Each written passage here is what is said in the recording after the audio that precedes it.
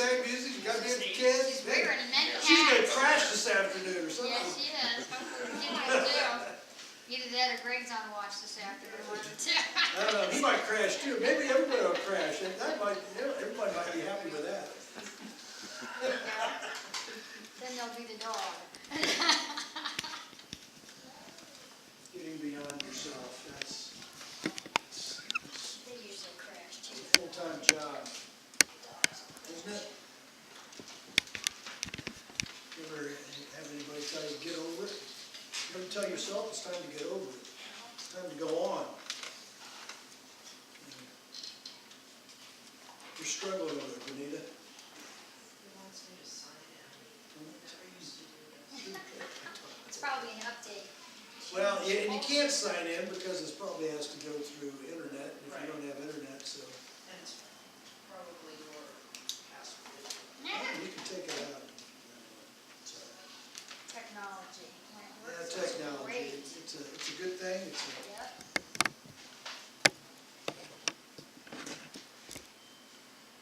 We had practice here, and Mike said today, what did you say today, every minute? What was a little worse than the previous minute?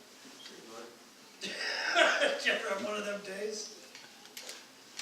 Every minute is a little bit worse than the previous minute.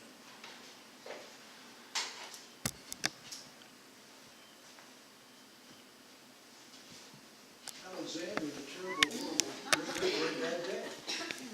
We're gonna. I was like, it's a funny kid's book. Here's Alexander. It was not a good day for him. He says, I went to sleep with gum in my mouth, and now there's gum in my hair. And when I got out of bed this morning, I tripped on the skateboard, and by mistake, I dropped my sweater in the sink. Well, the water was running, and I could tell it was going to be a terrible, horrible, no good, very bad day. At breakfast, Anthony found a Corvette Stingray car kit in his breakfast cereal box. Nick found a junior undercover agent code ring in his breakfast cereal box. Then in my breakfast cereal box, all I found was breakfast cereal. And there he is. It's a small picture. I think I'll move to Australia. And in the carpool, Mrs. Gibson let Becky have a seat by the window. Audrey and Elegant got seats by the window too, and I said I was being scrunched. I said I was being smushed. I said if I don't get a seat by the window, I'm going to get car sick. No one even answered. I could tell it was going to be a terrible, horrible, no good, very bad day. At school, Mrs. Dickens liked Paul's picture of the sailboat better than my picture of the invisible castle. Just think about it. How does the invisible castle look like? It's invisible. That was a no-brainer, wasn't it? At singing time, she said I sang too loud. At counting time, she said I left out 16. Who needs 16 anyway? I could tell it was going to be a terrible, horrible, no good, very bad day. I could tell because Paul said I wasn't his best friend anymore. He said that Philip Barker was his best friend, that Albert Mayo was his next best friend, and I was only his third best friend. I hope you sit on attack, I said, Paul. I hope the next time you get a double-decker strawberry ice cream cone, and the ice cream falls off the cone part. And guess where he wants it to land? He says, and it will land in Australia, because that's where he is. There were 2 cupcakes in Phil, and you get the idea. It was a terrible, no good, horrible, very bad day. And it continues, all the way. There were lima beans for dinner, I ate limas. There was kissing on TV, and I hate kissing. My bath was too hot. I got soaked in my eyes. The marble went down the drain. I had to wear my railroad train pajamas. I hate my railroad train pajamas. There it is, his railroad train pajamas. It doesn't look good on him. When I went to bed, Nick took back the pillow he said I could keep. Mickey Mouse, and the Mickey Mouse nightlight burned out, and I bit my tongue. The cat wants to sleep with Anthony, not me. It was a terrible, horrible, very bad day. My mom says some days are like that, even in Australia. There it is, and there he is. He's asleep in his bed. Hoping that tomorrow, at least the skateboard's not right there. So.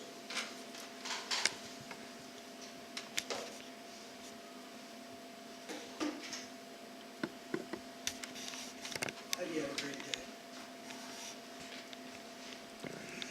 How do you have a great day? What now? How do you have a great life? What now? It's kind of a southern version. How dare you have great luck? How dare you? How dare you? Maybe Well, I don't know. maybe it's how dare you. Well, there you go. It sounded like dare. Yeah, exactly. Yeah, I have a typo there. But anyway, how do you have a great day? Great attitude helps.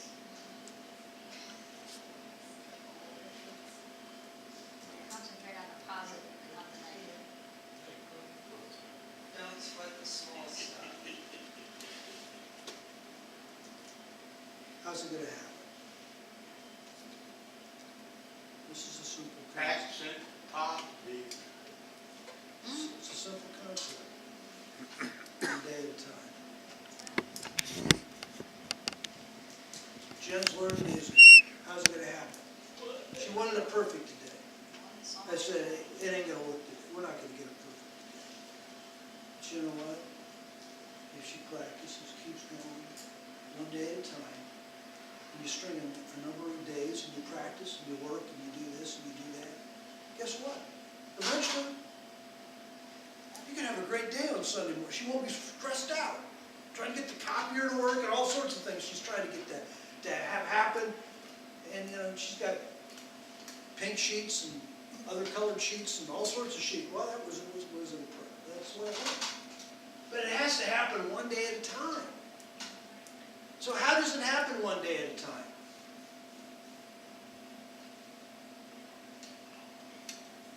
I totally agree with you. You really want to change, things have to change in your daily routine.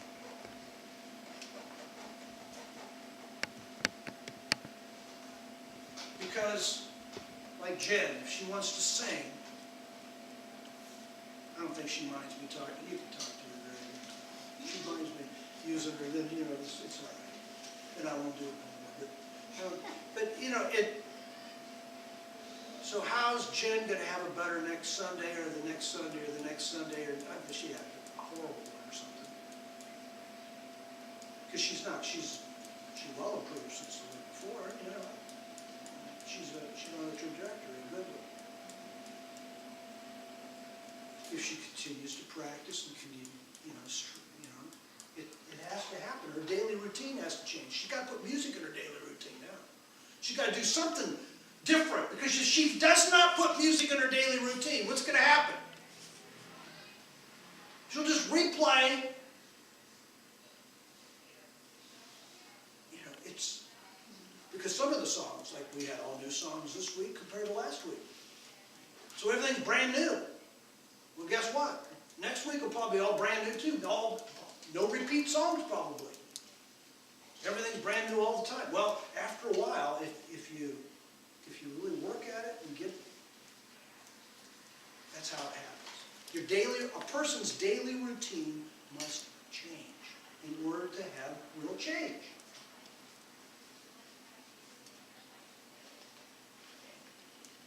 How many want their daily routine changed? That's where someone mentioned attitude.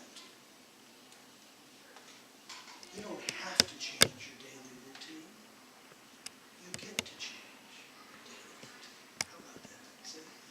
If you do it on I get to change, there's an attitude adjustment. I've had people tell, I have to do this, I have to do this. I said, no, you don't. You get to do it. And they look at me and they give me the little query, oh my goodness, you know. Because it works if we get past the bump in our attitudes. I agree with that.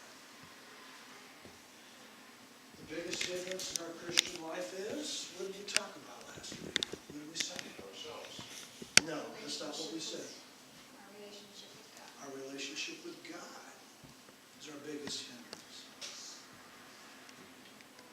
And how did we come to that conclusion? Or, how did I come to that conclusion? Maybe you didn't come to that conclusion yet. You can see where we're going with this, can't you? God's going to be in your daily routine. If he's not, it's hit and miss. Right? So, we got to figure this out. Or else it's just, we're introduced to him every week or something. It's not, it will be hard to progress. How do you do that? The biggest hindrance in our Christian life is our relationship with God. Yes, that's what we talked about. It's our relationship with God. And the biggest hindrance of our relationship with God is, see, this is simple, man. You see, I'm just, what's the biggest hindrance in our relationship with God? What now? Well, how does that work? Because some people, us or themselves, may not be a hindrance. Is us always a hindrance to everybody? I don't think so. So,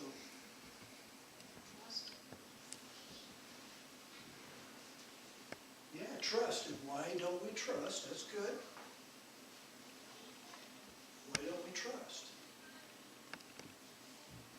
Here, I got a clip. This guy, his name's David Ring. David Ring has cerebral palsy. He's being interviewed. And we're kind of coming into the place where he's talking about how at age 14, he was very dependent on his mother with cerebral palsy. You'd have to really concentrate to hear him talk. Because people with cerebral palsy, it's very difficult to hear them speak. Believe it or not, he's an evangelist. But we'll hear some of his story, and it's interesting because we all have obstacles in our life.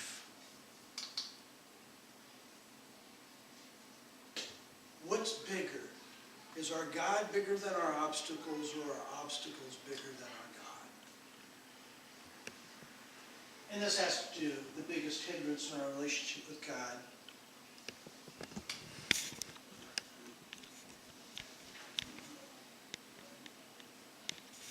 That ain't working. Turn it on. Push the middle button.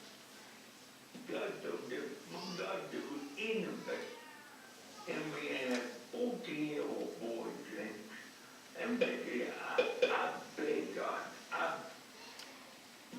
don't take Mama. God don't take Mama. God don't do anything but let my mama live. For October 16, 1968, my mama took her last breath. And when my mom died, James, I died. Because when you lose a cheerleader, everybody needs a cheerleader. But when I lost that cheerleader in life, I wanted to down the tube and people make fun of me. They point their fingers and say, look, the boy walking, look, the boy talk funny. And James, baby, I had 3 strikes against me. And I wanted out of the game of life. And every time I open my mouth, people make fun of me. But can you pass? Every time you open your mouth, people look at you, and people giggle, and people call you every name other than your own. Somebody said stick and stone. My mom words will never hurt me. Like the biggest lie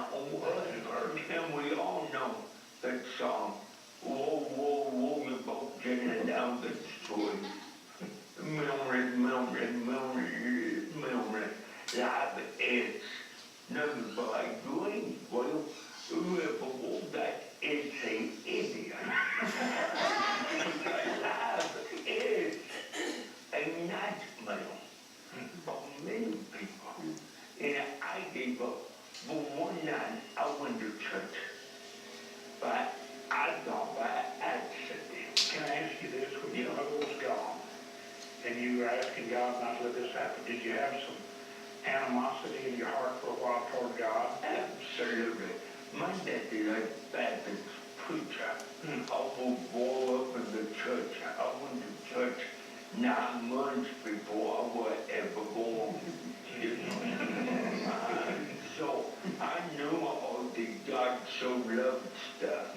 But God don't love me, James. That's how you felt. God don't even like me. But and And when now your mom's gone. when we all said, my God, why other protect me? I thought I did not have any hope. So what happened? You went to church. That was a different situation. 2 years later, my sister encouraged me to go to church. And I went. I thought by accident, but it's not by accident. I was set up. God set me up real good. He said, if I get the boy in church, I'm going to turn his life everywhere for blue.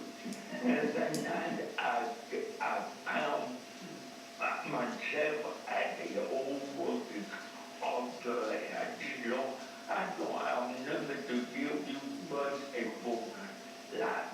God, my heart is broken and a million people. But oh God, if you were there, if you love me, come into my life. And James stopped in 39 years ago. And I've never been the same. I've been changed by the power of God. I still have cerebral palsy. But cerebral palsy don't have me in them. Your problem, you have a challenge, you got a problem, but your problem does not hold you captive. The way, and everybody look at us today. They don't have CP. They don't have cerebral palsy.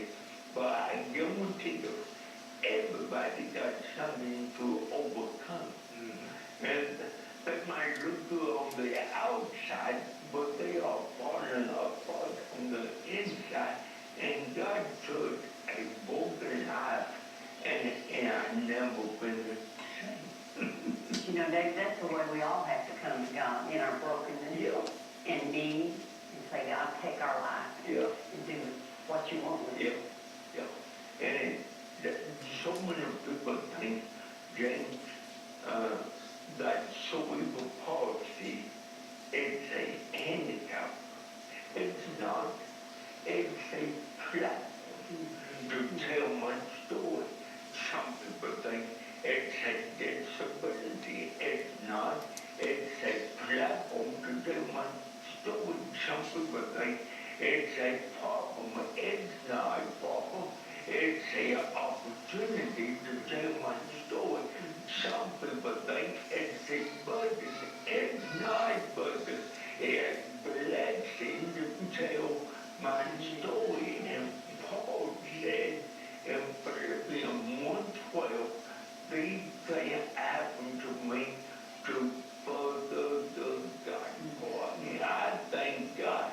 Jamie, I know it's not popular, but I thank God the way I am. And God gave me a coach today to believe with a healthy body or to live with a cerebral palsy body.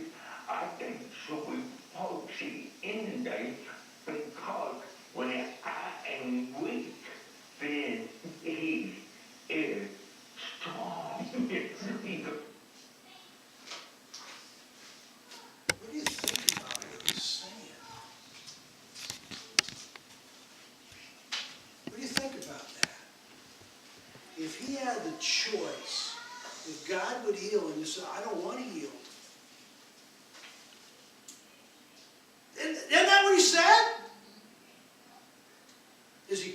crazy?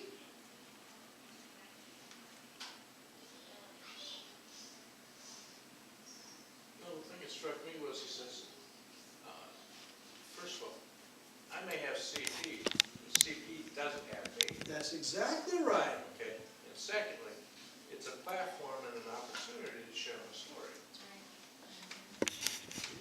That's an entirely different mindset. How does that happen? Than what the customer. How does someone change their thinking? From he said he had no hope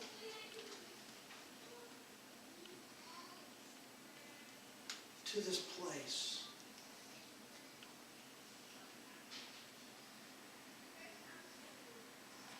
What happened?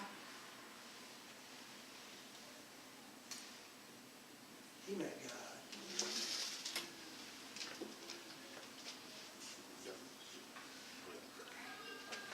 He met God Almighty. Now that's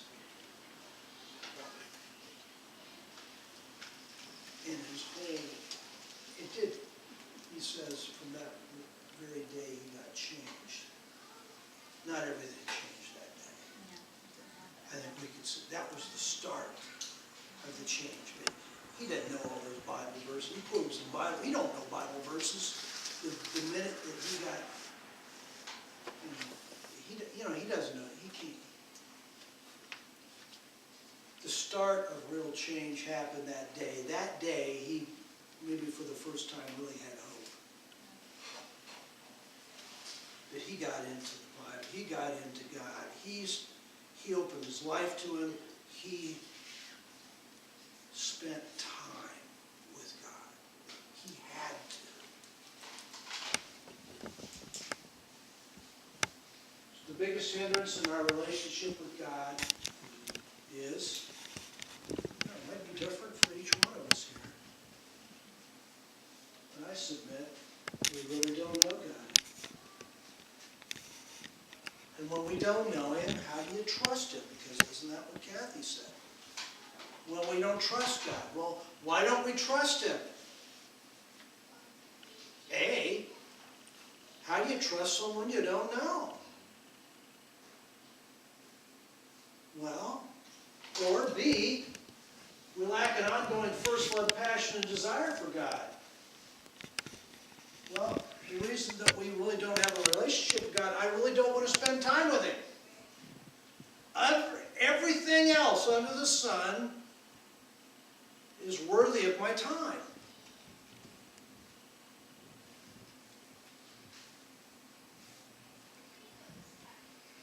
So then why spend time with Him? All right? We don't have a first love passion. How many, way back when, the first boyfriend or girlfriend that you say that you really had love for? You remember that first love? Those first feelings of love?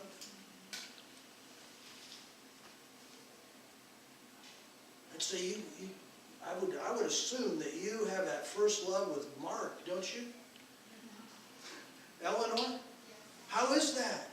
You want to spend time with him. You want to be with him. You want to be around him. You care about him. You want to know what he says. Even if you want to work on a car, you never thought about cars before, but all of a sudden cars are an interest to you because he likes cars. You had no interest in cars, other than that, let the thing work. When I turn it over, I hope it works. And now, you're even fond of the smell of oil. Or, just all the stuff that's associated with all that. Why? Because you love him, and so you love when he's around, and you love you're into it. You got this passion. So you want to. If we don't have that kind of passion how do you get that passion with God? How do you get a passion to someone that you don't know? That passion didn't happen the first time you met. It couldn't have. You didn't know him. But it happened over time, and all of a sudden you realized it had your heart. And grabbed you, didn't it?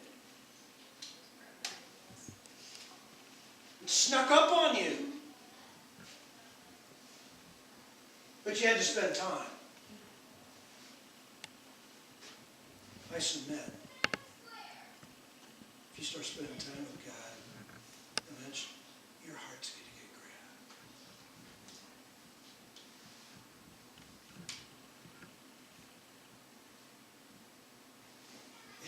It's going to ruin your life. Like it did David Rain. His whole life got ruined the way it was. It got ruined in a good way. His whole world got turned upside down. I say got turned right side up now. His whole world changed.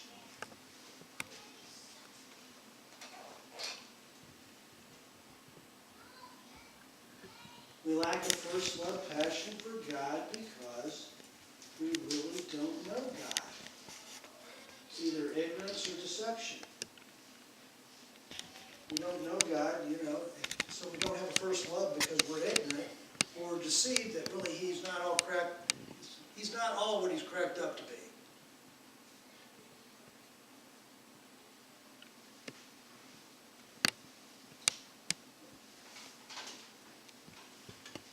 Ask God to give you a desire for Him.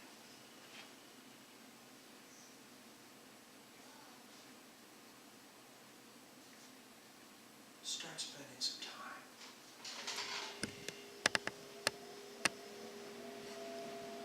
We really don't want to know God.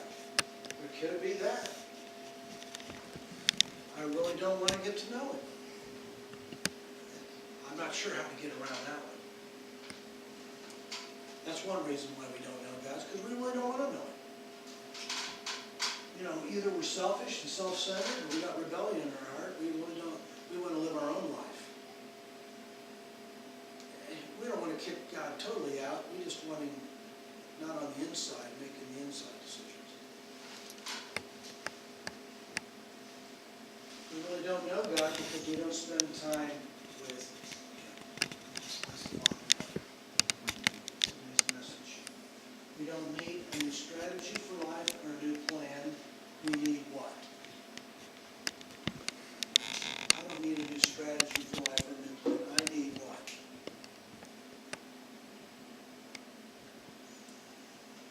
What do we need?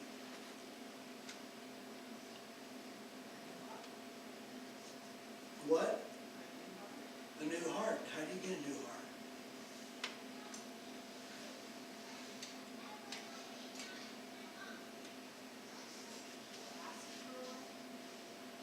Okay, that's good. Here's Jen. I want to be able to sing a solo.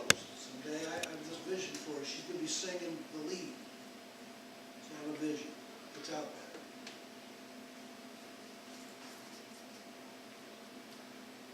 So Jen prays. God, let me be able to sing. Okay, keep going. What else does she need to do?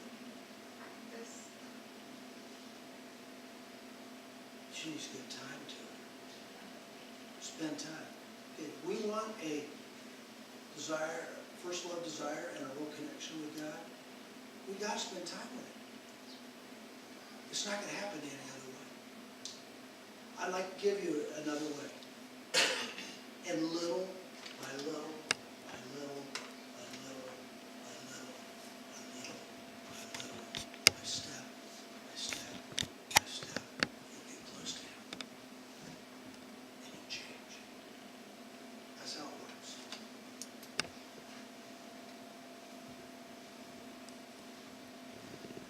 Jen's been coming to church for a while, but it doesn't mean she can stand up here and sing, right? All you've been coming, does that mean you have a lead? You can sing the lead now? No.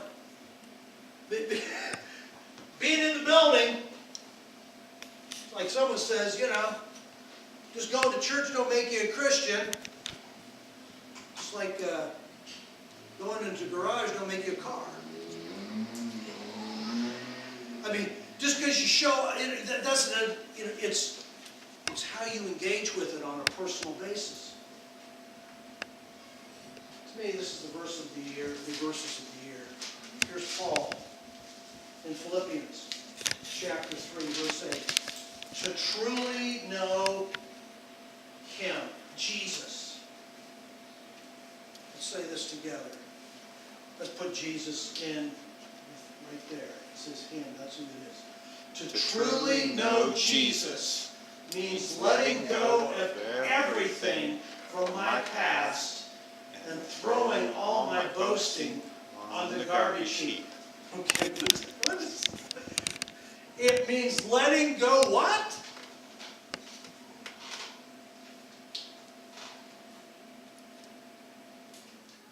How many want to know God? You want to know God? Letting go of everything. And if you look at the verses previous to this, Paul was letting go of the good things. He's talking about good things too. I think it's easy to let go of the bad things. How many know that my good ideas sometimes prevent me from knowing better ideas? Every industry knows that. Every workplace knows that. This is the way we used to do it. Yeah, but there's a better way. Because some people, well, if it ain't broke, don't fix it. Well, just because it ain't broke doesn't mean it's the best way to do it. There can be much better ways of doing it. You know what I'm saying? To truly know Him means letting go of everything from my past and throwing all my boasting on the garbage heap. How do you like this? It's all like a pile of manure to me now. The past is like a pile of manure. What does that mean? Have we gotten to this point that the past thinking, that the past life, that the past way we do